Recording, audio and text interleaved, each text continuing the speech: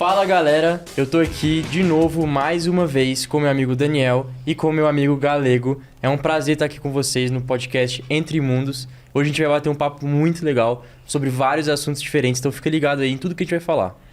É isso aí, meus amigos. Galego, muito obrigado por aceitar estar aqui com a gente. Nós estamos muito honrados de ter você aqui e eu tenho certeza que essa conversa vai ser maravilhosa. Mas antes, pode se apresentar pra galera, fica à vontade, muito obrigado. Me apresentar é a parte mais difícil, né? Quem sou eu? Um pecador arrependido. Amém. Acho que isso é mais do que suficiente. Meu nome, o que eu fiz, o que eu faço. Se não mostrar que eu sou um pecador que se arrependeu, de nada vale. Então, títulos, qualquer outro tipo de coisa, é só Galego. Nem meu nome é. Não tenho mais nada que é meu. Tudo pertence a Cristo. Glória a Deus. Cara, fico muito feliz. Acho muito legal porque cada pessoa se apresenta de uma forma, né? Cada um traz a sua perspectiva aí. Assim, em 5 minutos de conversa você já consegue ver mais ou menos a cosmovisão da pessoa, né? E conversando com você eu vejo que Cristo é muito presente na sua vida, né? É muito presente na sua fala. E se você quiser, como que isso começou na sua vida? Aonde que Cristo entrou na sua vida? Eu não sabia, mas ele tinha entrado na minha vida desde antes de eu nascer, né? Desde antes da fundação do mundo, os planos dele já estavam descritos acerca de quem eu seria. Eu só não compreendia isso. Mas a revelação foi a partir do momento que eu pisei a primeira vez dentro de uma igreja. Eu fui com a minha esposa, eu peguei a palavra, ouvi, cheguei em casa, comecei a ler. Eu sou advogado, então eu anotei tudo. Eu vinha de um processo que tinha vivido uma série de outras crenças. Vivi até o ateísmo, vivi espiritismo durante boa parte da minha vida, da adolescência. Quando eu entrei na faculdade, comecei a entender algumas coisas de maneira diferente. E comecei a falar, não, se isso é Deus, eu não creio neste Deus. Só que daí também eu não era... Eu sempre fui extremista, ou eu ia ser ateu, ou ter uma fé agnóstica, eu não admitiria. Mas no fim, daí eu comecei a me professar ateu, então as minhas críticas eram muito latentes, né? Porque eu cresci num ambiente religioso, li uma série de coisas a respeito, até mesmo acerca do cristianismo, porque meu pai era católico, então ele viveu sobre isso. Eu cresci ouvindo praticamente a Bíblia do Cid Moreira falada, via meu pai lendo, via algumas coisas, então eu vi essas discrepâncias também, e o meio religioso está impregnado na nossa cultura. Sim. Então é difícil você ter pessoas que não professam nenhum tipo de fé. Então, dentro da faculdade de Direito, eu comecei a me denominar assim. Entendia que nada mais era do que um preceito moral e ético para reger uma sociedade, resumidamente. Então, vivi essa vida assim até que eu conheci minha esposa. Quando eu a conheci, ela falou assim, vamos na igreja. E eu, como não tinha problema nenhum com nenhum tipo de crença, porque para mim sempre falava alguma coisa boa, eu escutava o que era bom e expurgava o resto. Então, para mim não tinha problema. E quando eu fui, eu anotei essas palavras, daí eu cheguei na casa dela, comecei a ler, e quando eu comecei a ler, fui ferido pela palavra e passei a amá-lo. Aquela Bíblia era uma Bíblia King James que tinha um adendo da Free Mind, que é um programa do Augusto Cury. Legal. E eu já tinha lido alguns livros do Augusto Cury, já tinha tido acesso, mas eu não sabia que ele havia sido ateu, e ele se denominava como o maior ateu que já pisou na Terra. Começou a estudar a mente de Cristo e foi transformado. Então, eu tinha lido daí primeiras passagens, depois eu comecei a ver, e isso daí foi me empolgando, é o processo de regeneração de Deus, e a partir daí eu já não consegui mais caminhar com as minhas próprias decisões. Eu vi que eu estava sendo guiado de maneira sobrenatural a uma vida que eu não merecia, uma vida que eu jamais havia feito nada para merecer, que eu merecia uma punição eterna, mas eu tinha encontrado alguém que tinha me trazido vida. Glória a Deus, glória a Deus. Eu lembro de um momento que eu vivi, foi até recente, na verdade. Eu estava numa mesa, no almoço, a gente tinha feito um retiro na igreja, e eu estava conversando com um amigo meu. Ele é jovem também, tem acho que 19, 20 anos de idade. E ele é, tipo assim, ele é o estereótipo de pessoas que tem tudo, sabe? Tem dinheiro, é uma pessoa bonita, tem status e não sei o quê. Ele era jogador de futebol. Tinha uma vida onde, teoricamente, aos padrões mundanos, tinha tudo. Pra ser feliz, pra ser tranquilo. E eu lembro quando ele chegou na igreja um pouco mais de um ano. Eu lembro que ele chegou na igreja e uma semana depois ele já estava muito firme, ele já estava, tipo assim, completamente transformado, querendo Jesus, e os anos foram se passando, ele já está com a gente há um tempão. E eu cheguei para ele, né, sentei com ele uns 1 mês, 2 meses atrás, e eu fiz uma pergunta para ele, eu falei assim, cara, o que você viu na igreja quando você chegou que fez você mudar da água pro vinho? O que aconteceu com você? E aí ele chegou pra mim, eu creio que foi o Espírito Santo usando ele pra falar comigo. E ele falou assim, Dani, eu me vi. E ele falou só isso. E aí, depois disso, eu entendi, cara, que tudo que Deus precisa fazer pra humilhar a gente é colocar um espelho na nossa frente. Sabe? E mostrar o caminho da nossa vida.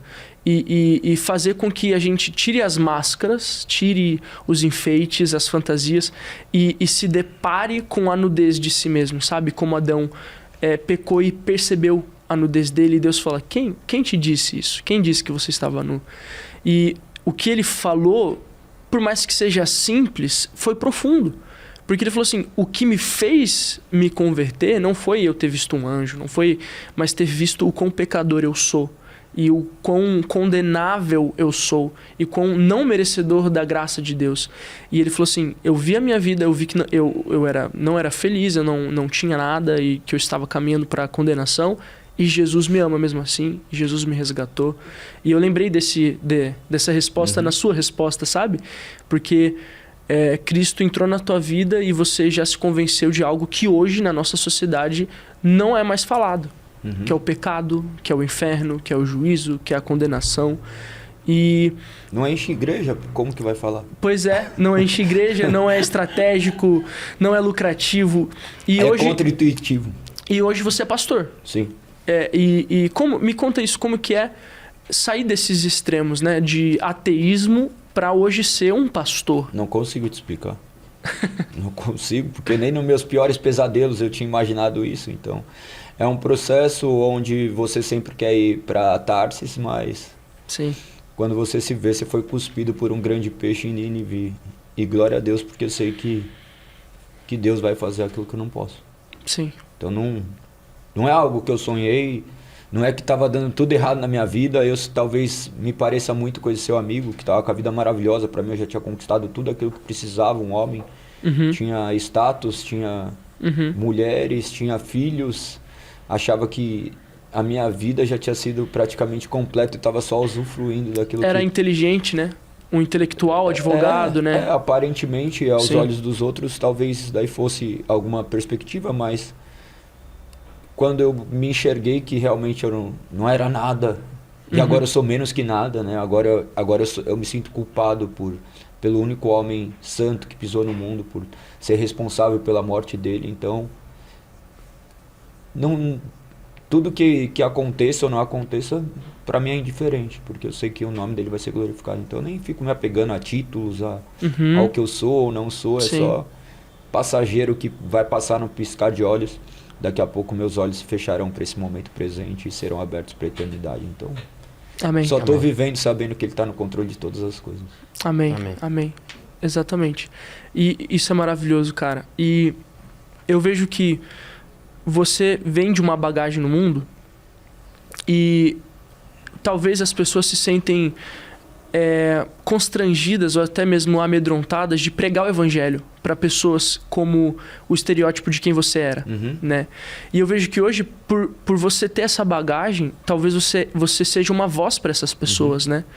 E eu gosto muito de uma frase que eu ouvi, que é que toda ferida curada se torna ministério, né? E eu vejo que você tem um pouco disso, né? Dessa pregação genuína, verdadeira. E, cara, como faz falta, velho? Faz falta... Eu só tenho feridas, né? Sim. Eu só tenho feridas.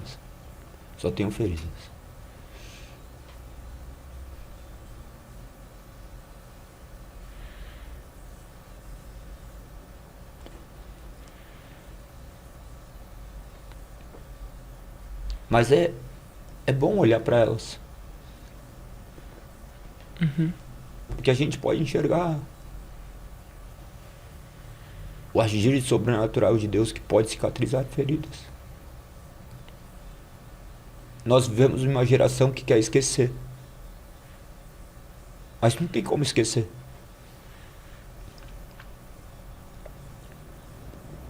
As marcas são reais, o sentimento vai ser real e não existe esquecimento.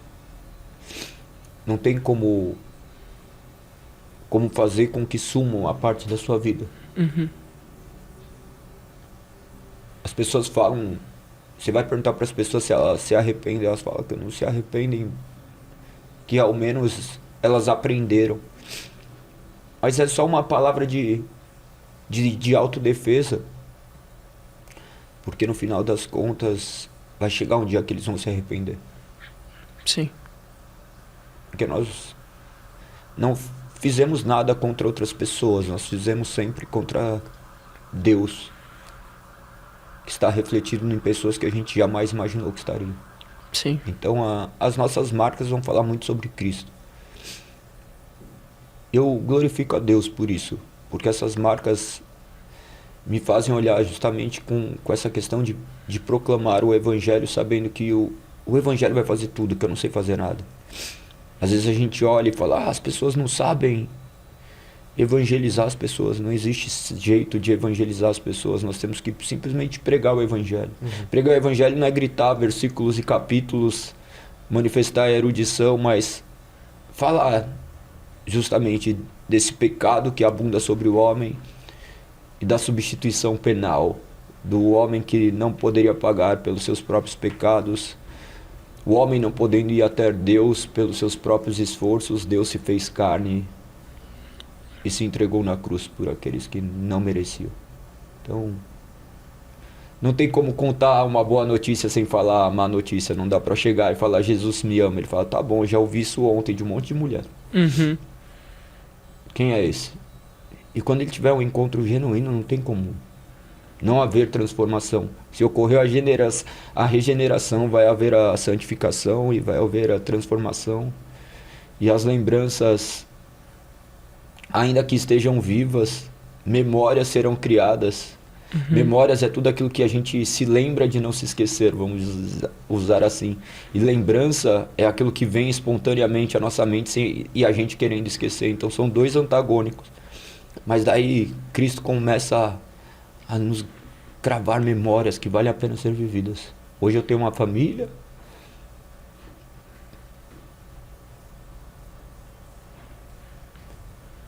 Mas acima de tudo eu tenho Cristo, que é tudo. Glória a Deus. Então o resto pra mim é nada. Até mesmo minha família. Sim.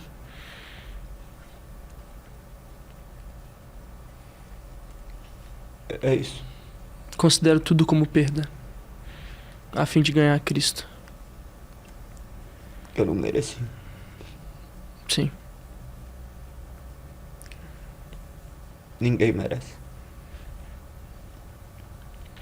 É isso. Daí é seguir adiante, né? Sim. Eu me deparava sempre com pessoas, ou melhor, eu sou a pessoa que talvez fazia essas perguntas se Deus existe, porque pessoas morrem, pessoas sofrem. Por que coisas ruins acontecem a pessoas boas? E só o Evangelho me trouxe a resposta disso. Sim. A resposta é que não existem pessoas boas, que a única pessoa boa que habitou na terra sofreu todo tipo de maldade.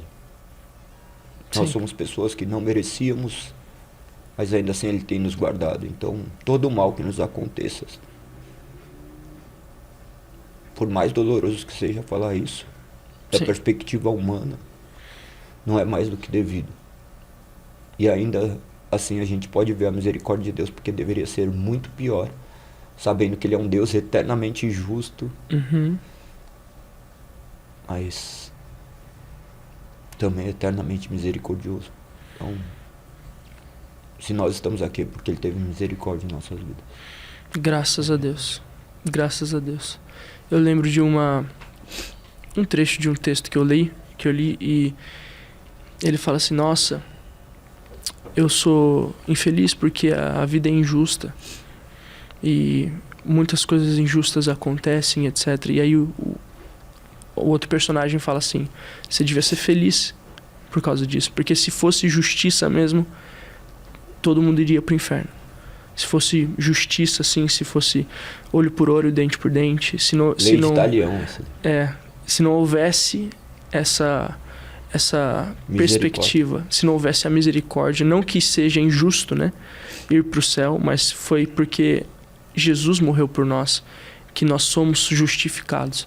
Mas e eu lembrei disso porque essa é a verdade do evangelho, né? Que é difícil de compreender também, né? Sim. É difícil de compreender. Como que você vai explicar para uma pessoa o evangelho? É somente o Espírito iluminando. Não se trata de um racionalismo. Sim. Não existe nada de racional da gente imaginar que nós nascemos de um barro. Sim. Não há nada de racional entender que um homem foi cuspido por um peixe. Porque até racional você vê que um homem foi engolido por um peixe. Sim. Não é nada de racional você vê que um machado boiou, que o mar se abriu. Isso daí parece para muitos história. Sim. Como eu posso falar que um dia eu achei, mas hoje, para mim, essa daí é a palavra de Deus e ela é desse jeito. Não se trata de uma mera ilustração, se trata do que aconteceu como fato. Sim. Mas como você vai explicar isso para as outras pessoas se o Espírito não abrir a mentalidade deles, não abrir o coração? Então, não se trata da gente acreditar que nós estamos fazendo algo. Uhum. Nós estamos simplesmente cumprindo uma obediência, porque nós vivemos por obediência. E hoje nós vivemos essa era que as pessoas não querem mais ser obedientes. Sim. As pessoas falam que são livres. Sim. Eu sou livre, eu quero ser livre. Sim. E ela não entende o que ela está pedindo. Ela está pedindo a liberdade que um dia ela vai poder usufruir na eternidade. Com certeza será de uma condenação eterna, usufruindo da liberdade que ela tanto pediu. Uhum. Então, eu prefiro me sentir preso a Cristo mesmo e poder proclamar esse evangelho que eu simplesmente falo e sei que Deus vai abrir o coração de quem Ele quer. Que não cabe a mim convencer ninguém. Uhum. É uma questão muito interessante porque a gente vive hoje num contexto de que existe um esforço humano para alcançar algo, né? A meritocracia, até porque a gente vive num capitalismo, num conceito de meritocracia. Só que quando a gente entra no reino de Deus, a gente fica meio que perdido, né? Porque não é por performance, né? A gente fica meio que sem saber para onde nadar, para onde ir, porque não é a performance que leva a gente até um lugar, é a graça de Deus. E eu não fiz direito, eu não sou advogado nem nada do tipo, mas eu fico imaginando, porque tem uma passagem da Bíblia que fala que quando um fariseu se converte, ele tira tesouros de um baú, né? E eu fico imaginando, dentro desse contexto, quando você se converteu e você vendo na perspectiva da cruz de Cristo, o que foi isso, né? Dentro do que você já entendia como juízo, né? Como, eu não sei se você foi para essa linha do direito, da linha penal e etc. Mas eu tenho certeza que a sua perspectiva, ao entender a cruz de Cristo e essa dívida paga e essa sentença paga, o que você acha que dentro do que você já sabia acrescentou na tua vida com Deus? Totalmente. Tudo. Deus escreveu toda a história. Sim. E você acha que o direito... Completamente. Se trata de uma história jurídica. Legal. Se trata de uma história jurídica. Não tem como ver. A organização bíblica ela é bem similar a um código que manifesta quem nós somos, né? Legal. A lei é boa, mas quem é ruim somos nós. Sim. Então ela manifesta o nosso pecado. Mas tudo influenciou de maneira direta na minha vida. Eu faço milhares de analogias a isso, de conseguir enxergar por intermédio do que a palavra diz em relação ao direito. Pensa que o direito me fez viver uma vida que eu já almejava viver. Almejava viver em que sentido? De ser aplicador da justiça, e o homem nasce com esse senso de justiça própria. Nós nascemos entendendo que nós somos o padrão perfeito de justiça. Eu cresci em ambiente periférico, em rua de chão. Meu pai foi foi engraxate, minha mãe foi doméstica, até que meu pai se formou, se formou também advogado, causou uma mudança de paradigma na nossa família.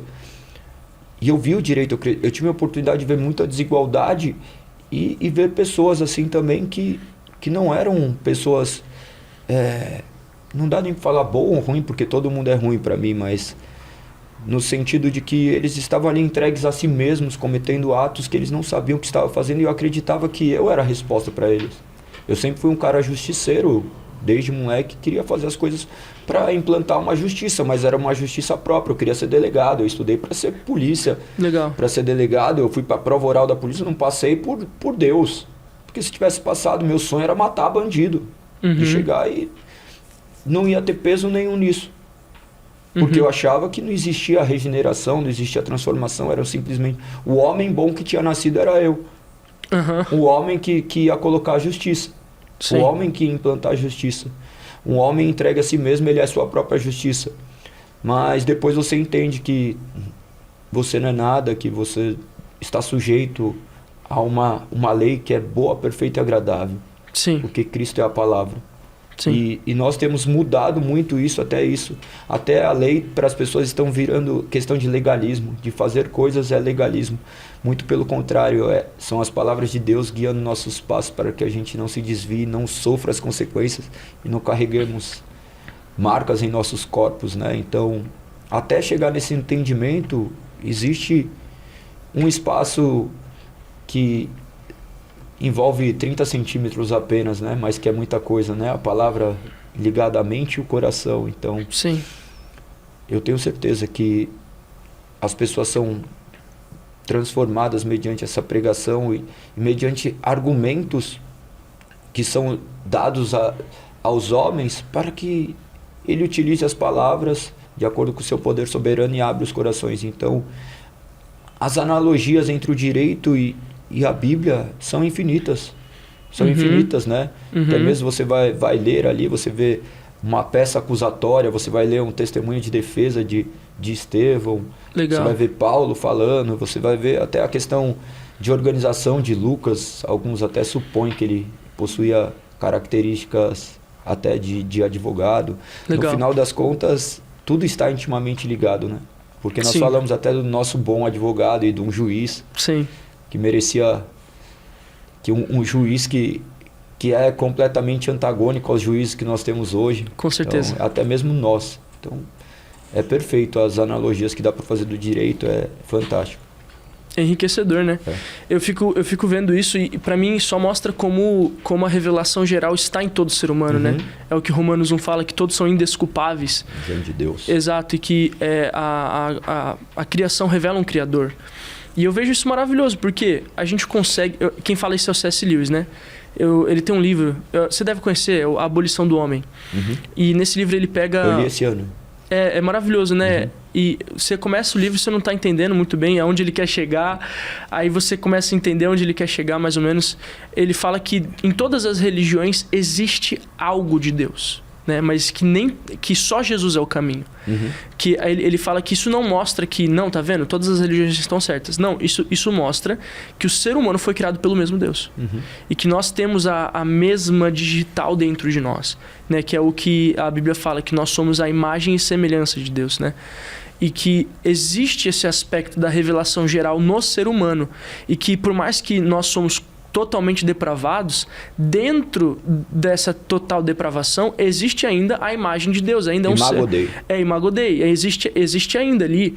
E ver isso dentro do direito, ver isso dentro de tudo, quando você vai estudar, né? Você vê Augusto Cury, foi estudar psicologia, a mente de Cristo e acabou se convertendo. Você pega o Lee Strobel, que escreveu Em Defesa de Cristo, não sei se você conhece. Não. É um jornalista investigativo. Se eu não me engano, ele fez direito também e se tornou um jornalista investigativo. E a esposa dele era ateu, a esposa dele se converte, ele fica revoltado com isso. E aí ele decide investigar a ressurreição de Jesus. Porque ele falou assim, qual que é o pilar que segura o cristianismo por inteiro? é a ressurreição, porque se Jesus não ressuscitou, acabou. Ele foi só um filósofo, né? Então, Não, ele foi um homem mau. mentiu, né? É. Exatamente. Então, aí o que ele fala? Eu vou provar pra minha esposa que Jesus não ressuscitou. Aí ele vai lá e prova, assim, historicamente, ele chega numa comprovação assim, Jesus ressuscitou. Hoje ele é pastor. E ele escreveu Em Defesa de Cristo. Então você pega, sempre quem tá sinceramente buscando a verdade encontra Cristo. Né? E eu digo que A verdade é Cristo. Exato. E a verdade não tem medo de ser questionada. Toda a verdade é a verdade de Deus. Então, no final das contas, esses tipos de pensamentos nos remetem a isso, né? Então, Sim. a gente pode esperar que a verdade a gente pode questionar a verdade quanto for, ela não vai se tornar uma mentira. Exato. E eu sempre fui muito questionador, né? Uhum. Eu sempre fui muito questionador. Então, eu creio que existe uma verdade objetiva, clara, e o oposto disso é mentira. Então, são axiomas, verdades universais intransponíveis, e a palavra é a única verdade. Nós não possuímos a verdade, eu parto do pressuposto que eu sou a própria mentira, e a palavra é a total verdade, tudo emana dela. Sim. Então, essa é a maneira que Deus talvez tenha trabalhado em meu coração para que eu não me perca dele. Sim, sim. É maravilhoso. Eu comentei isso um episódio atrás, eu vou comentar de novo, que é um versículo que está no meu papel de parede, de 2 Timóteo, que ele fala assim: pelo poder do Espírito Santo, guarde a verdade que habita em seu coração. E eu acho maravilhoso isso porque é o que eu comentei, que não é a nossa capacidade intelectual de entender a verdade, mas é o poder do Espírito que guarda a verdade em nosso coração. Mas é difícil das pessoas entenderem isso, porque, como você mencionou há pouco, a questão da nossa performance. Sim. São algumas pessoas muito mais capacitadas do que eu, ilustram isso como duas asas de um avião, a responsabilidade humana e a soberania divina. Um dia nós vamos entender que tudo foi Deus, que nossas escolhas nos levariam para um profundo abismo, e Deus, mediante a sua soberania e a sua livre capacidade de guiar a história como Ele quer, Ele fez com que as coisas terminassem num glorioso fim. Então, eu confio muito na soberania de Deus, em como Ele é perfeito em construir histórias que seu nome vai ser glorificado, o grande tapeceiro, né? Que quando a gente olha pela frente é tudo belo, mas quando a gente olha por trás são coisas que parece que não vão constituir imagem nenhuma. Então, Ele sabe o que está fazendo. Em meio a todos os erros, para Deus é um completo acerto, onde Ele consertará. Ele é um grande maestro, né? Maestro. Ele é o que... Eu não lembro quem falou isso, mas que ele é como se Shakespeare se escrevesse dentro da história, né? Acho que foi um pastor americano que ele fala que tem um astronauta que vai pra Lua e fala: não vi Deus. Deus não tá aqui, Deus não existe. E aí esse pastor responde, esse astronauta, falando assim que ir pro céu e tentar ver Deus é a mesma coisa do Hamlet tentar encontrar Shakespeare nas páginas, né? Sendo que ele que foi que escreveu a história. Ele falou assim que a única forma da gente conhecer Deus é se Deus se fizer homem, se colocar na história, se escrever dentro dela e falar assim: ó, eu sou Deus, eu tô aqui, eu venho revelar a verdade. E aí foi exatamente o que Jesus fez. O cristianismo é contra-intuitivo, né? O cristianismo é a única religião contra-intuitiva. Legal. Porque todas as outras falam de um homem que pode ser bom e pode conquistar seu lugar no céu. Por isso que essa questão de performance. Sim. Até mesmo dentro do cristianismo há essa vertente que entende que o homem, sendo bom, ele conquistará um lugar no céu. Sim. Que você conquistará por seus méritos, pela sua força, ainda que de meio velado, o homem fala isso. Sim.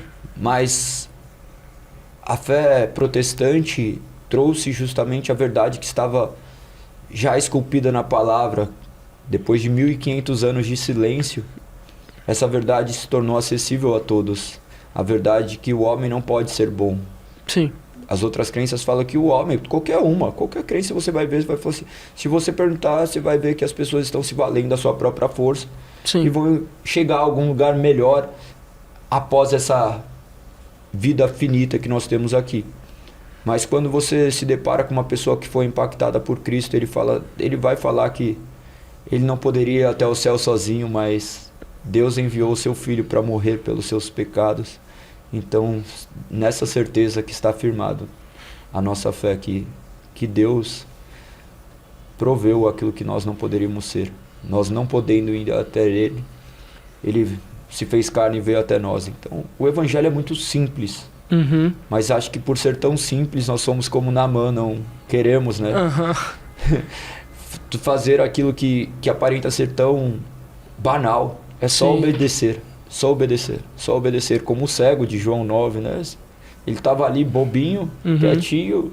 Na hora que vê aquela lama que constrói um olho. Que não se trata de trazer visão, se trata ali no conceito de concepção, né? De visão, de construção de um globo ocular. Porque todo o Evangelho de João manifesta os 7 sinais que havia sido já predito no Antigo Testamento, como promessa do Messias, aquele que traria visão aos cegos. Passa despercebido porque por meio às traduções que nós vamos tendo, coloca curou, mas nós vamos ver em uma tradução um pouco mais formal, não dinâmica, nós podemos ver ali que está escrito justamente que ele abriu os olhos. Só que nós não entendemos e paramos para olhar que cegos, visualmente apenas, eles ficam com os olhos abertos, ficam com aquela bola branca, ou ficam olhando como se não estivesse olhando para nada. E essa simples palavra dá para denotar dentro de toda a interpretação do que João está falando ali, que era de um homem manifestando o poder criativo de Deus, onde ele constrói por intermédio do barro, remetendo a Gênesis, colocando sobre aquele olho como se estivesse criando aquilo que não existia, como de fato também criando fisicamente e espiritualmente. Então aquele homem vai e intuitivamente, soberanamente, ele obedece. Um homem que tinha acabado de cuspir ao chão, que ele sabia o barulho de um cuspe, com certeza, porque todos os homens eram maltratados, os que eram imperfeitos aos olhos humanos eram maltratados, porque presumia-se o juízo de Deus sobre ele ou sobre os seus parentes de coisas que estavam acontecendo. Então, esses barulhos para eles eram comuns, e quando um homem cospe nele, a primeira reação de qualquer ser humano é se limpar, e ele, movido pelo Espírito, vai até onde tem que ir, até o tanque de Siloé, e se lava e começa a enxergar. Então, eu olho para isso e falo assim, eu sou esse. Que estava ali, eu não queria Jesus. Não queria, porque não estava procurando. Nem um pouco. Muito pelo contrário. Eu estava o açoitando. Era isso. E não se trata da minha experiência, não se trata porque foi a minha experiência, mas eu só consigo enxergar dessa forma, lendo a palavra, vendo que desde o começo da história o homem se afastou de Deus, mas Deus de maneira soberana sempre trouxe o homem para perto de si. E de maneira irresistível, através de Pentecostes, quando o seu Santo Espírito agora é manifesto e atrai os mais imundos pecadores e chama de filho. E eles aí são transformados sem ele querer, ele não precisa querer. Deus é o autor de todas as coisas e ele tem total domínio sobre suas criaturas. Amém. Eu acho que o maior, vamos dizer assim, o maior problema, um dos maiores problemas hoje das pessoas, cara, é justamente isso, entender a soberania de Deus, né? Tipo assim, o homem tem muito essa tendência de querer estar no controle de tudo, e quando foge do controle, ele desespera. É como se tivesse perdido aquela certeza de que ele governa, de que ele é Deus. E a gente vê muitas pessoas, cara, até pastores, né, homens de Deus assim, que querem assumir o controle o tempo inteiro, que precisam dessa mão em cima da obra. Só que, né, cara, o que vocês estão falando aqui, tá, eu fiquei um pouco quieto, assim, porque eu tava absorvendo todo esse conteúdo, assim. Porque, tipo assim, cara, a soberania de Deus, ela é muito grande pra gente entender. E a gente não pode ficar querendo, tipo, controlar Deus, colocar Deus dentro de uma caixinha, né? Como que uma mente finita consegue conceber um Deus infinito? Exatamente. Se tudo que a gente conhecer numa vida de Deus é nada. Exatamente. Então, até isso está no controle soberano de Deus. Ao mesmo tempo que a gente questiona essa soberania, não dá para falar que Deus não está sobre essa soberania de permitir que um homem esteja ali controlado pelos seus próprios desejos, pelas próprias corrupções do seu coração. Então, no final das contas, o principal é a gente compreender essa soberania e Deus agindo sobre todas as coisas. Claro que nós somos guiados pela palavra soberana, mas é inevitável a gente não se valer dos nossos esforços, porque por um momento a gente se ilude achando que são minhas pernas que estão caminhando. Eu creio que eu levantei o braço porque eu quis, mas eu não vejo que tem um espírito que está regendo a minha vida, que tem me alimentado, tem enviado oxigênio para que eu possa mover cada parte do meu corpo, para mexer os meus dedos. Se Deus quiser, Ele faz que nem fez com Zacarias. Puf, já era, nem fala mais. Então se eu falo é porque Deus fala. Mas até ser Deus falando conforme a sua vontade é outra história. Por isso que nós somos guiados somente pela palavra. O retorno às escrituras se faz primordial no tempo de hoje. O retorno ao lema do protestantismo, né? que deveria ser tão gritado, mas nós temos omitido isso porque nós temos nos curvado ao racionalismo, nos curvado à capacidade humana, à tendência moderna. Tudo isso fruto também da evolução da sociedade, mas a palavra de Deus não precisa evoluir. A palavra de Deus é o que é e ela é soberana para todo sempre. Amém. Nós não precisamos de novos métodos, nós precisamos nos voltar às Escrituras, nos voltarmos à centralidade de Cristo, à graça, entendermos que a fé é o meio como Ele nos atrai e podemos viver de maneira que o nome dEle seja glorificado, vivendo a palavra. Isso, por vezes, não nos é permitido devido à nossa corrupção. Nós queremos ter méritos, nós queremos ter louros. Como vocês sabem, eu era atleta, tenho um monte de medalha, ganhei alguns campeonatos que podem ser relevantes para algum, mas agora não vale nada para mim. Tipo, você tem vontade de lutar? Não tenho vontade de lutar. Tipo... Competir, no caso. Competir, porque para mim perdeu o sentido, tipo... Sim. Então uma medalha, tipo, para mim não faz mais sentido. Então as coisas vão mudando ao longo do tempo e nós cremos que é Deus que vai efetuar essa mudança. O que nós temos que fazer é propagar aquilo que é verdade, porque a verdade, quando tocar o ouvido daqueles que os seus ouvidos estão abertos para ouvir, eles ouvirão. Quem tem ouvidos para ouvir, ouçam. Então não adianta a gente ficar gritando para surdo. Se tá surdo, pronto, tá bom, a gente só fala e deixa. Lógico que nós não nos conformamos com a realidade desse mundo, mas nós proclamamos a toda criatura a verdade, sabendo que a verdade haverá de penetrar o mais duro dos corações. Sim. Eu acho interessante, recentemente eu estava conversando com um pastor que me influencia muito, é um homem de Deus querido demais, ele é lá de BH. E ele estava mostrando para mim a diferença da palavra em Lucas, eu não vou lembrar se é capítulo 1 ou capítulo 2, que fala que Jesus crescia, né? Primeiro Jesus, quando bebê, ele crescia na graça de Deus, etc. E depois, quando Jesus faz 12 anos, conta o episódio lá que ele se perde da mãe, aí termina de novo falando, e Jesus crescia. Só que no português ele usa o verbo crescer e crescer. Só que no grego ele usa duas palavras diferentes. Uma palavra era crescer como as plantas crescem, que é um crescimento natural, é um crescimento que você não faz nada, né? A planta não faz nada, ela está parada lá, o sol bate e etc, ela cresce.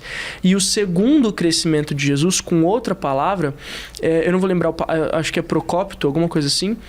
O segundo crescimento era crescer da mesma forma que uma espada é forjada. Crescer ao martelar, né, no Strong, quando você pega e você vê. E o que isso me remete? Isso remete ao que Paulo fala. Desenvolvam a salvação de vocês. E também fala que o evangelho é conquistado pelo esforço, né? Só que esforço não necessariamente é mérito. Porque depois ele termina. Porque ele efetua em vocês o querer e o realizar. Exato. Então. E aí ele estava me mostrando que o desenvolver a salvação, o crescer de forma natural e o crescer de forma martelar, que é o que Paulo fala, que a tristeza que vem de Deus produz em vocês. E também tem aquele versículo que ele fala que a tribulação produz esperança e etc. E vendo tudo isso, eu vejo que existe uma linha tênue, muito, muito, muito fácil de cair por um comodismo. De tipo assim, cara, Deus é soberano, então eu não preciso fazer nada, eu vou ficar quieto. Mas isso daí então, também não estaria fora da soberania dele, e de qualquer forma, um que está fazendo assim, ele está em desobediência com a palavra. E cabe a nós, como pastores, como líderes, como pessoas que cuidam de outras pessoas, né? A causar essa... Porque eu vejo que a questão mais importante da soberania de Deus é a gente entender sobre espontaneidade. Que a gente acha que nós somos salvos pela nossa espontaneidade para com Deus. Pela nossa sinceridade. Isso. Só que nada é espontâneo na vida. Tudo é gerado. Gerado por alguém. Então, por exemplo, esse programa não foi espontâneo. Você não estava passando na rua e entrou aqui. Né? Foi gerado. Nasceu antes no pensamento de alguém que gerou algo. E eu gosto muito do que o Francis Schaeffer fala. Ele fala que nada que existe veio a existir de forma externa. Tudo veio do mundo interior, do Ex mundo... nihilo. Ex nihilo. Ex nihilo é do nada, né? Mas isso. tudo vem de alguma origem. De um pensamento, né? E é o que Jesus fala, né? Que do interior do ser humano sai só maldade, né? E aonde eu quero chegar com isso é que é maravilhoso a gente entender como o evangelho é um paradoxo. Não é uma questão simples de entender. Então, aparentemente parece ser paradoxal, mas nós não podemos colocar Deus nessa equação. Eu porque acho Deus que... é exato. Exatamente. Nós não conseguimos discernir. Sim. Dentro das nossas limitações, nós não conseguimos discernir essa verdade, mas Deus tem a sua verdade. Por exemplo, eu não te conheço. Eu chego e vejo aqui do seu Instagram e falo, nossa, deixa eu ver seu Instagram. Eu vou ver aqui. Você estava meio depressivo no que você falou aqui, hein? Daí você falou assim, não. Eu falei, lógico que tava, mano. Beleza, você falou não, mas eu tive a plena convicção que você tava e ninguém vai mudar isso. Só que depois eu vou ali conversar e eu vejo que sua esposa tá ali. E falo assim, ele tá bem. Olha o que ele falou aqui. A aparência dele, eu começo a olhar mediante meus sentidos e começo a ter uma impressão de que exatamente tô certo mesmo. Eu falo assim, eu só vou tirar a prova, agora eu vou perguntar pra mulher dele. Ele falou, mas ele não vai falar o que é. E aí? Eu falei assim, não, isso daí ele escreveu por causa disso, disso e disso. Quem tem chance de estar certo, eu ou ela? Ela. Por quê? Porque ela conhece mais. Porque ela conhece relacionamento, mas nós falamos de um Deus que nós não conhecemos. Sim. Nós estamos falando de um Deus onde menos de 5% daqueles que professam a fé cristã, eu sugiro, isso daí é uma estatística, e eu acho que essa estatística foi otimista. Sim. Tá? Porque menos de 5% daqueles que se dizem cristãos... Leem a Bíblia, né? Leram a Bíblia. Não é ler. Ler, as pessoas interpretam que é ler um versículo. Eu estou dizendo de ler a Bíblia de Gênesis e Apocalipse. Não que você é salvo por ler a Bíblia, você é salvo simplesmente pela fé. Mas a maneira como nós professaremos nossa fé e seremos guiados pela fé é justamente pela palavra de Deus, que é o próprio Espírito. Mas nós temos sido guiados hoje de maneira completamente antagônicas, que se assemelham a práticas pagãs. Sim. Então, como que a gente vai falar disso? A gente vai falar com pastores que não leram a Bíblia uma vez, de Gênesis e Apocalipse. Loucura. Então, e tem pessoas que param para escutar. Sim. E essas pessoas... E nós sabemos que Deus emitirá seu juízo por intermédio de falsos pastores. E aí? A gente vai continuar se curvando diante disso? De um evangelho sincrético, de um evangelho onde nós temos atribuídos práticas comerciais, pagãs até, para que... promulgar Cristo. Sim. Então é uma linha muito tênue mesmo, mas não existe paradoxo. Sim, sim. Uma verdade. Ela é uma verdade exata, ainda que eu não saiba, a verdade está ali. Sim. Então, não, tem pontos de divergência, não tem problema em ter pontos de divergência. Eu tenho divergência comigo mesmo? Sim. Quem dirá com algo Perfeito. perfeito. Então, eu não me conformo, meu coração não é perfeito, eu não tenho inclinação intelectual para poder discernir. Sim. Mas não é por isso que daí eu posso afirmar que é um paradoxo. Eu Sim. afirmo simplesmente que é uma verdade que eu ainda não conheço. Sim, tem um versículo que Paulo fala que para mim é uma das promessas mais absurdas da Bíblia. Que ele fala assim, que nós conheceremos como somos conhecidos. Para mim isso é loucura. como que eu vou conhecer como sou conhecido um Deus eterno? Ou seja, na glorificação, quando o meu corpo for glorificado, a minha mente vai ser glorificada, o meu intelecto vai ser glorificado. E então, é o que Paulo fala, hoje nós vemos como sombras, né? E como através de um espelho sujo. Então, eu olho para essa promessa, cara, eu vou conhecer Deus da mesma forma como Deus me conhece. E Deus me conhece, Ele sabe quantos fios de cabelo tem na minha cabeça. Ele sabe quantas vezes eu pisquei durante minha vida inteira. Ele sabe os detalhes mais pífios e os detalhes mais complexos da minha vida. E a Bíblia fala que eu vou conhecer um ser infinito da mesma forma que Deus me conhece. Então isso me traz uma esperança para descansar aonde o meu intelecto não alcança, né? E uma coisa que meu pai ele sempre me ensinou, quando eu era pequeno eu sempre fazia algumas perguntas, eu sempre fui questionador também, e eu teve duas perguntas que eu fiz que me marcaram. A primeira pergunta foi para minha mãe. Eu falei assim: mãe, quando que eu me torno responsável pelos meus erros? Porque eu era criancinha, eu tinha uns 6 anos, né? E sempre esse negócio de criancinha, ele é criança, ele é criança. Eu lembro que eu tava voltando da escolinha, eu falei assim: mamãe, quando que eu me torno responsável e consciente dos meus erros?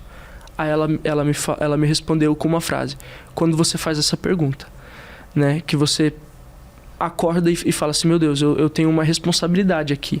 Então, enquanto você não faz essa pergunta, você não sabe da responsabilidade que você tem. E a outra pergunta que eu fiz pro meu pai era sobre a eternidade. Eu tava tentando entender de onde Deus saiu. Sabe esse negócio que todo ateu fala? Não, mas quem criou Deus? Sabe essa pergunta? Sim. Por mais burra eu que sei, não, eu fiz essa pergunta. Pois é. E depois você aprende que essa pergunta nem sentido faz, né? Em nenhuma esfera da... Exatamente. E aí eu lembro que eu fiz essa pergunta, aí meu pai falou assim: filho, você tá tentando entender Deus com a cabeça de homem. E você nunca vai conseguir entender Deus com a cabeça de homem hoje. Deus é muito maior do que você pode compreender. É a mesma coisa de tentar imaginar uma cor nova. Não tem como. A gente só consegue conhecer aquilo que nós usamos como base. Então eu vou te explicar algo, eu vou te usar algo que você já conhece para eu te explicar isso. Como que eu vou explicar um Deus que é infinito? Sabe? E quando eu falo paradoxal, é justamente nesse sentido de que para nós é impossível querer entender 100% de Deus até a gente receber o corpo, o intelecto que Paulo fala em 1 Coríntios 15, né? Que vamos ter um corpo glorificado. É a questão de entendermos o que é a igreja, o que é o corpo de Cristo, né? Se nós estamos no corpo, automaticamente nós teremos lampejos daquilo que é o corpo. Um dedo nunca vai saber o que é uma orelha. Ele vai se limitar a ser um dedo e exercitar suas funções. Então está mais em estarmos ligados a esse corpo, porque até mesmo logicamente isso daí seria impossível e irracional da nossa parte chegar a algum tipo de conclusão. Mas o que nos basta é sabermos que nós fomos enxertados em Cristo e Ele é o cabeça que nos move.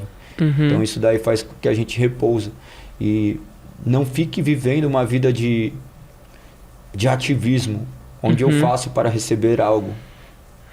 Eu faço porque algo foi feito por mim. Então, eu começo a ser movido por outros fundamentos. Então, eu não faço para pertencer.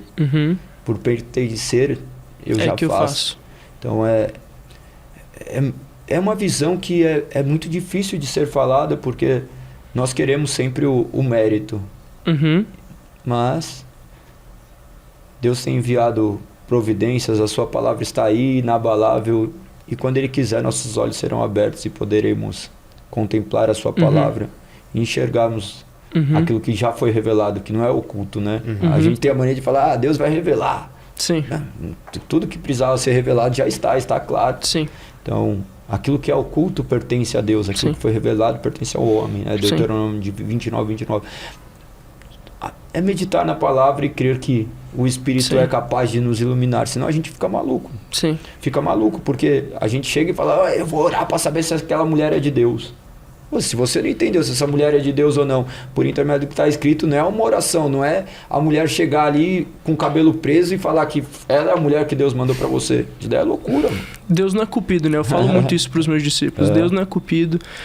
E engraçado você falar sobre oração, porque a impressão que a gente tem... Eu sou pentecostal, né? Eu não sou reformado. Mas a impressão que a gente tem é que a galera que cai muito nessa linha, quando você começa a estudar teologia, uma das primeiras coisas que você começa a estudar é sobre soteriologia. Então, ou você vai para a linha calvinista ou você vai para a linha arminiana, né? E a impressão que mais a gente vê, até mesmo na história, se a gente for olhar, é que quando você vai para uma fé reformada, muitos se paralisam. Muitos se tornam o que o Lourenço Stélio Rega fala, que é teólogos gordos, que ficam atrás de uma mesa, atrás de um livro, que são pessoas que são dotadas de conhecimento, mas não fazem nada. E aí o Lourenço Stélio Rega, que ele foi um reitor da Faculdade Teológica Batista, ele escreveu um livro maravilhoso, maravilhoso. Não é famoso o livro, mas é incrível, que é Paulo, Sua Vida Ontem, Hoje e Sempre. É sobre tudo que Paulo ensina e etc. É demais esse livro, eu recomendo para todos. E ele fala muito que nós precisamos ser como Paulo, porque Paulo foi o maior missionário e o maior teólogo. Foi o cara que escreveu 70% do Novo 70. Testamento. 70? 13 de 27. Isso. E tipo assim... E foi o cara que mais abriu igreja, foi o cara que mais pregou, foi o cara que mais fez. E ele fala, né? Eu sou o maior, né, dos pecadores, e só que ao mesmo tempo eu fui o que mais fiz. Não eu, mas a graça de Deus, né? Então, eu fico olhando assim, eu acho maravilhoso a teologia. Eu sou um amante da teologia, eu faço teologia, estou cursando, já fiz alguns anos já. E, cara, a pergunta que eu me faço sempre é: como que eu faço para não ser paralisado pela informação que eu tenho, pelo conhecimento que eu tenho? Porque eu tenho amigos meus que foram para essa área e eles se paralisaram, sabe? Eles entraram nessa onda de que Deus é soberano, e que Deus é soberano, mas eles entraram nessa linha de raciocínio e pararam. E falaram assim, não, Deus vai salvar quem Ele quer, entendeu? E aí eu vejo, eu até fiz uma piada, né, no último podcast, que todo calvinista foi convertido por um pentecostal, né? É claro que é um exagero, mas é que a gente não pode abandonar a questão da urgência, sabe? Do desespero de pregar o evangelho. E eu concordo com você. Quando começa a ficar nessa dicotomia, entra em questões que são peculiares, mas existe uma resposta óbvia para isso, né? Se partimos do pressuposto de que quem salva é Deus, Paulo plantou, Apolo regou, mas Sim. Quem deu crescimento foi Deus. Então, nós vamos entrar em milhares de linhas que não fazem muito sentido, porque se Deus está no controle de todas as coisas, nada fugiu do controle dele. Essas próprias divergências passam sobre a sua soberania. Mas um simples pensamento é porque nós queremos ver resultados. E justamente o que tem mais acontecido é isso. Como corpos inchados, cheios de anabolizante, que no final está indo contra aquilo que é a essência da saúde. Então, mesma forma, se formos olhar pequenos princípios, nós vamos ver que os reformadores foram responsáveis, claro que primeiramente Deus, mas por instituição de faculdades, Sim. de hospitais. Então, Sim. a fé reformada em sua essência, ela foi o alicerce da sociedade como nós vimos hoje. Totalmente. Grandes pensadores são justamente fruto disso. Eu creio que cada um vai ser chamado de alguma forma, mas nós não podemos atrelar simplesmente ao resultado, mesmo porque os grandes resultados não provêm de mãos humanas. Nós estamos aqui falando hoje porque existe uma Bíblia que foi acessível a nós, e esse homem foi monergista. Esse homem, João Ferreira de Almeida, foi monergista. Os grandes missionários. Então é uma falácia falar essa questão acerca da soberania, porque são pessoas que não conheceram a soberania. Porque se ele entende a soberania, ele entende como um agente transformador, como uma carta viva, como a palavra diz. Então, Sim. Ele tão pouco poderia ser denominado como monergista. É simplesmente como uma pessoa com uma bagagem intelectual. E pessoas com bagagens intelectuais existem milhares. Sim. Então, para mim, não passa disso. E uma coisa que eu acho importante também a gente enxergar é que o que eu mais vejo hoje é crente odiando o crente, sabe? E isso fere meu coração, porque em Mateus 24 Jesus fala que um dos sinais da volta de Jesus é o quê? Que o amor de muitos vai se esfriar e que trairão, odiarão uns aos outros enfim, e todas essas questões que o engano vai crescer, é que a primeira coisa que Jesus fala, quais são os sinais da sua volta? E ele responde, não deixem que ninguém vos engane. E eu vejo que é o que a gente conversou mais cedo sobre o relativismo da verdade, né? E também sobre os falsos cristos, os falsos mestres. E o outro lado, que é o quê? O ódio, sabe? O amor esfriando, não só no sentido de santidade, mas também no sentido de, tipo assim... Cara, é reformado odiando pentecostal odiando reformado, e aí a gente vê igrejas processando um ao outro e leva pro Instagram e faz rios e faz não sei o quê, aí prega e não sei o quê, e você vê que é o que Paulo fala, que antes de você ir pro tribunal, se resolva com o teu irmão, né? Vocês serão juízes de anjos, não sabem resolver uma causa um ao outro. Então eu vejo que é exatamente o que você falou, que é Deus quem faz, sabe? Não é uma linha teológica quem faz, né? Uma coisa que o Schaeffer fala que eu acho maravilhoso, que é um presbiteriano, um reformado, e hoje ele é o pensador que mais me influencia, ele fala, não podemos ser salvos pela doutrina. Não é doutrina que salva, é Cristo que salva, é Deus que salva, é a graça que salva. E conhecer por conhecer resulta nisso, né? Que é o que você falou, bagagem intelectual. E o conhecimento não é um fim em si mesmo, né? O fim é Jesus, né? O Jesus, ele é o fim. E o meio para conhecer Jesus é o conhecimento. Porque Jesus fala para a mulher samaritana, vocês adoram sem conhecimento, nós adoramos aquilo que conhecemos.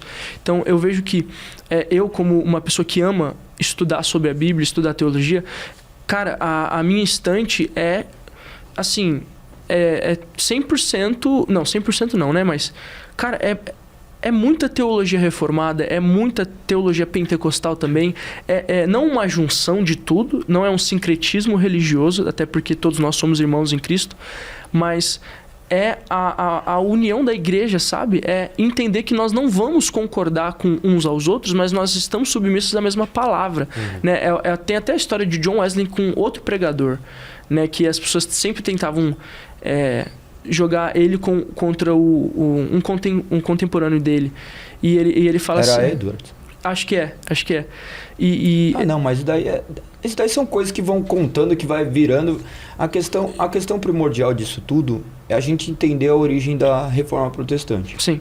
Porque se a gente não for para a história, a gente vai ficar falando de suposições. A suposição é como que são os princípios reformados e os princípios católicos. Sim. Nós vamos ver os concílios, os 21 concílios que tiveram da igreja, que foi preponderante no mundo, a igreja católica. Que nós somos católicos em finalidade última. Mas até falar isso para as pessoas é um choque, porque eles não têm um conhecimento do que significa. Nós repudiamos aquilo que nós não conhecemos. O catolicismo está atrelado ao universalismo, a igreja invisível, constituída por todos aqueles que foram comprados por Cristo desde antes da fundação do mundo já, né? Antes de dizer haja luz, já disse haja cruz. Então, esses concílios serviram como bagagem para nós vivemos hoje. Os concílios não foram completamente ignorados naquilo que convergiam com a palavra, mas a palavra sempre teve a supremacia, e a reforma trouxe o quê? Um livre acesso à palavra. Mas, no entanto... O livre acesso deu margem para uma livre interpretação. Sim. Nós vemos coisas surgindo, nós não podemos formar um princípio de pensamento com base em 100 anos. Sim. Eu acho discrepante a gente desconsiderar toda a história e imaginar em cima de 100 anos que muito se parecem com o que tem acontecido dentro daquilo que nós, em tese, não concordamos. Não concordamos. O catolicismo é averso ao protestantismo. São 100%. Duas fés completamente distintas. 100%. E o que me estranha é justamente muitas práticas, hoje até dito como evangélicas protestantes, como preferem chamar, que não se assemelham em nada com a origem do que a nossa fé prega, porque a fé protestante está baseada nas cartas apostólicas. Sim. Está baseado justamente na palavra. Então, nós temos que retornar às escrituras, ter momentos de conversas saudáveis e crendo que não tem vencedores em debates. Sim, O que acontece é só perda. sim, é verdade. Perda, porque nós estamos lutando com nossos egos, nós não estamos com as armas de Cristo. Sim, As armas de Cristo não estão correspondentes a isso. Mas eu creio na soberania de Deus e eu creio que Ele vai encarregar de fazer aquilo que deve fazer. E talvez se Ele colocasse soberania em todo mundo, talvez todos ficassem mesmo inativos. Falar, é muito fácil cair nessa linha de comodismo. E é muito fácil também, por outro lado, entender que eu faço algo, daí eu quero fazer o máximo para obter vanglórias a mim. sim, sim. Mas eu creio que possa haver diálogos buscando um fim, mas a gente não tem nada novo. Sim, Não vai ser eu, um pensador do século XXI, que vou descobrir alguma coisa que não estava na Bíblia. uhum. Agora eu tenho o chat GPT, eu tenho Logos, eu tenho isso, aquilo, tenho milhares de acessos, mas o Espírito Santo é o mesmo, que traz o conhecimento Que abre a mente a qualquer que seja a pessoa. Então, não é sobre isso. Não é sobre isso. É o entendimento. Nós não poderemos nos convencer, muito menos convencer outras pessoas acerca de Cristo, mas nós temos que sim apontar para as Escrituras, refutar aquilo que é considerado errado, porque senão também nós aceitaremos tudo e daqui a pouco é isso que aconteceu na Europa. Sim, A Europa aconteceu isso. sim, E nosso país caminha para o mesmo abismo. Porque esse Deus que foi construído de maneira falsa, daqui a pouco ruirá. Deixa quando não acontecer aquilo que eles estavam esperando. Não, é muito nítido isso. Nós temos visto, aparentemente é um crescimento, mas é um crescimento mentiroso. É um crescimento, a população cresceu naturalmente, as outras... Até o século XVIII não tínhamos 1 bilhão de pessoas, agora nós somos 8 bilhões, menos de 200 anos, 7 bi de pessoas, passamos uma história com menos de bilhão.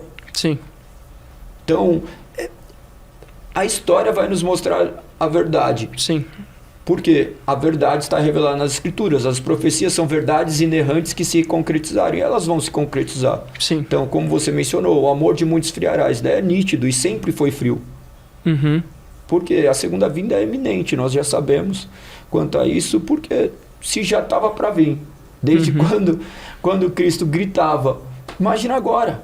Então, Sim. a volta é iminente, que nós possamos retornar às Escrituras e crer que a gente está discutindo coisas banais enquanto nós deveríamos pregar o Evangelho a toda criatura, porque nós não sabemos quem serão os nossos irmãos. E nossos irmãos não está relacionado a uma pessoa que levantou uma mão no culto e falou que crê. Sim. Está relacionado à eternidade, porque haverão aqueles que dirão diante dele: Senhor, Senhor. expulsei demônios, profetizei, curei enfermos. Então, mais do que o que nossos olhos podem ver é aquilo que Deus pode fazer. E nós cremos cegamente que Deus abrirá o coração de todas as pessoas que forem necessárias por intermédio do Evangelho. Ele é um Deus misericordioso. Milhões e milhões de pessoas incontáveis, como mencionado em Apocalipse. Então, prega o Evangelho a toda criatura. Eu fui atingido porque houve uma porta para pregar o Evangelho. Então eu creio que eu tenho que pregar o Evangelho a toda criatura, mesmo eu não enxergando nenhuma possibilidade, porque não é sobre o que enxergo, mas sobre o que Cristo quer fazer. Então, Sim. eu Sim. não ligo muito, porque eu sou o pior dos pecadores, né? Então eu consigo me olhar muito. O problema, eu acho que o problema maior é aquele que não viveu uma vida de pecado. Que acha Porque que é bom. não tem... e também, às vezes, até mesmo eu posso cair nesse comodismo de esquecer essa graça. Sim. Então eu tenho que permanecer em oração, porque eu não posso fazer nada antes de orar, mas depois que eu orar, há muitas coisas que eu devo fazer. Então, eu creio que Deus está fazendo algo, o meio de comunicação é algo que é transformador. Sim. Nós muito. não podemos ter medo de mudar de opinião, de que estamos errados, nós não podemos chegar... Porque eu sou cativo à palavra de Deus. Se alguma coisa eu li está errado, interpretei errado ou vivi errado, não tenho problema em me arrepender e pedir desculpa, falar assim, eu crio numa mentira. Porque quantas pessoas estão se baseando também naquilo que eu tenho falado. Então, Sim. o meu compromisso é com Cristo, não vivo para agradar homens, o que é a verdade, eu sou a mentira e eu quero viver a verdade. Então, que os meios de comunicações sejam usados para a honra e glória do Senhor, que nem vocês estão fazendo. Pensamentos são pensamentos, a verdade é a verdade. Amém. Então, daqui a pouco nós vamos estar diante dele e falar assim, nossa, quanta besteira. Sim. E eu acho que, pra gente já caminhar pro final, eu acho que é exatamente isso o que você terminou falando, pra mim é maravilhoso. É colocar o senso de urgência no lugar certo, né? E não querer estar certo, né? Eu acho que esse é o grande erro de quem começa a estudar, quem começa a ler, é que tá certo, né? Mas, na verdade, é pregar o evangelho. Mas é importante também você achar que você está certo, porque senão você vive uma dúvida o resto da vida. Sim, mas... A gente entra em questões muito peculiares, porque se um é certo, outro é errado. É 0 e 1. Não tô falando no quesito relativismo, mas no quesito de querer sempre vencer um debate. Sim, não, isso daí jamais. Entendeu? Tipo, sempre querer... Não, eu tô certo e sempre... Entendeu? E pra mim, o que mais fere o meu coração é ver o quanto Cristo é difamado na internet, né? Até mesmo... Se ele é vendido, ele não vai ser difamado. Ele sempre foi assim. O que a gente tá estranhando? Exato. Não, mas assim, eu tô falando assim, o corpo de Cristo se mutilando, entendeu? Mas sempre foi assim, não adianta. A gente fica sofrendo por coisas que são reais. A questão é a necessidade da urgência do evangelho. Pregar o evangelho para que pessoas sejam salvas, para que pessoas sejam transformadas, para que possa manifestar Cristo. Eu já fui chamado para programas de debate e não me agrada. Quer sair no soco, eu saio, mas ficar debatendo não faz sentido para mim, sabe? Sim. Porque tá aí, a Bíblia tá aí. A Bíblia tá aí, a história não foi construída há 100 anos, a história foi construída há 3.500 anos, vamos utilizar mais ou menos esse tempo das Escrituras. Então, nossa fé está baseada nas Escrituras.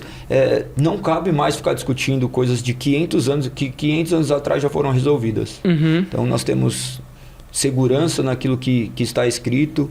Não adianta vir com novas ideias. Não temos novas ideias. Não temos novas interpretações. Então, eu acho que algumas coisas já foram debatidas lá atrás. Homens muito mais capacitados que nós, nem compensa. A questão agora é ir e pregar o evangelho a toda criatura.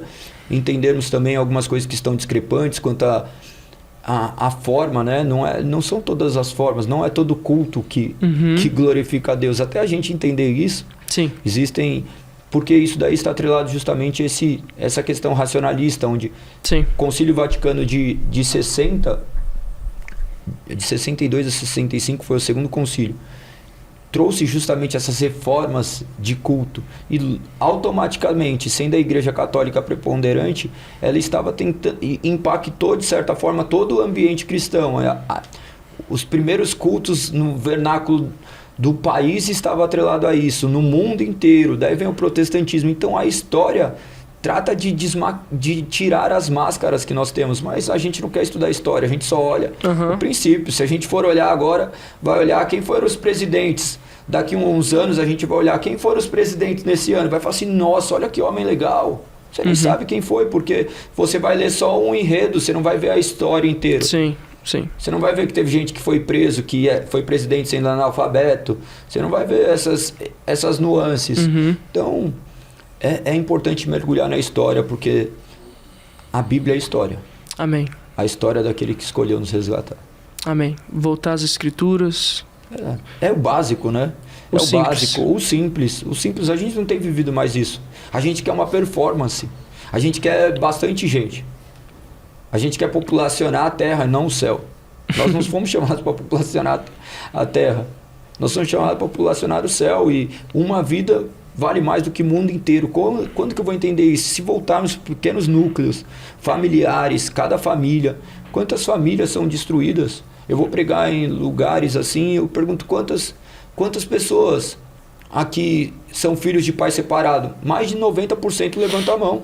Assustador. Então, que diferença tem esse do mundo para a igreja? Nossa igreja está tão contaminada quanto isso daí, não é falando contra a própria igreja, mas é uma realidade estatística e nós somos responsáveis por mudar isso. Eu vou conseguir mudar os outros? Não, eu tenho que mudar. Eu vou ser homem de uma só mulher. Eu vim de um monte de casamentos de um casamento destruído, tive filho. Mas o que é? Agora eu entendi a verdade. Agora, quem não pode errar sou eu. Quem não pode errar sou eu. Eu fazendo aquilo e proclamando a verdade, crendo que Deus vai fazer com que aqueles que devam viver vão viver para a honra e glória dele, mas que todos sejam advertidos para que possam viver para a honra e glória do seu nome. Amém. Meu amigo, muito obrigado pelo papo. Queria poder ficar aqui horas e horas e horas. E fui muito edificado, foi maravilhoso poder ouvir mais, aprender mais. E eu tenho certeza que você que escutou esse podcast foi muito edificado por cada palavra que saiu da nossa boca, e eu creio que isso vai chegar aonde talvez a gente pessoalmente não conseguiria alcançar. Então quero te agradecer mais uma vez por poder doar um pouco do seu tempo. Eu tenho certeza que foi muito importante para mim e para você que está escutando aqui. Muito obrigado. Amém. O tempo não é meu, né?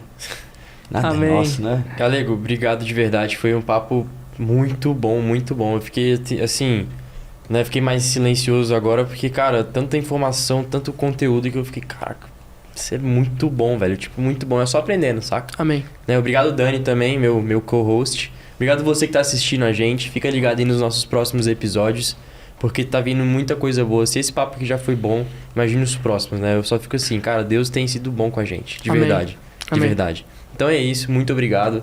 Nos vemos no próximo episódio.